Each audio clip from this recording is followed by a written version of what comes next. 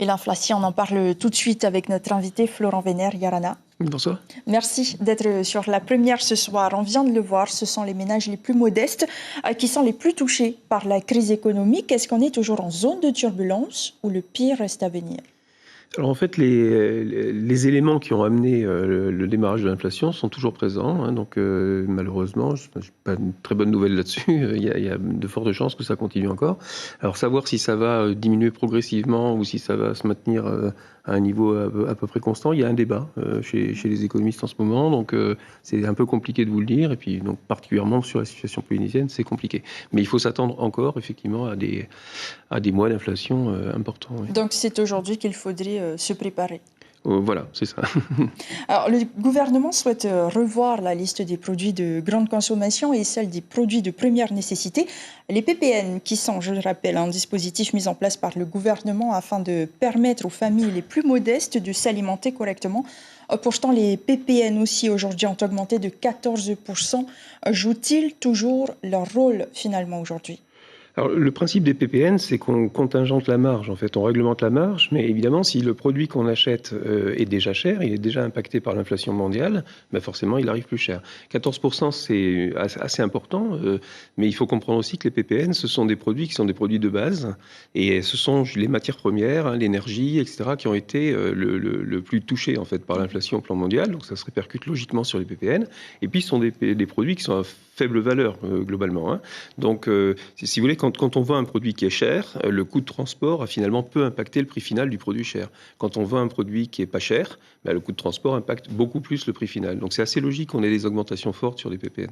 Mais aujourd'hui, on devrait garder les PPN ou il faudrait revoir la liste C'est un système, les PPN, qui est un système assez inefficace en fait, puisque le principe c'est de passer par une redistribution sociale qui est par la bande en fait, c'est-à-dire qu'on force des prix à des tarifs qui sont plus bas que ceux qui seraient déterminés par le marché, pour qu'ils soient accessibles aux gens qui ont des difficultés.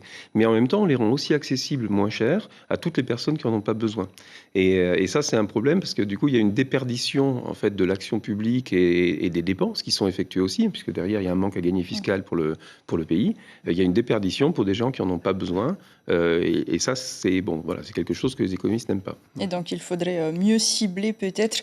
Vous dites justement qu'il faudrait traquer les comportements d'entente. Est-ce que les grandes entreprises en situation de monopole profitent aussi du contexte ? Alors là, vous référez à un article que j'ai écrit dans une revue nationale, une revue de chercheurs et de praticiens.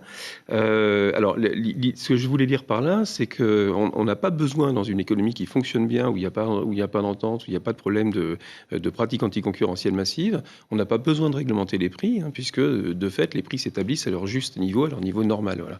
La réglementation des prix, c'est toujours quelque chose qu'on doit voir comme un élément qui vient se rajouter à une situation de défaillance qui est assez temporaire.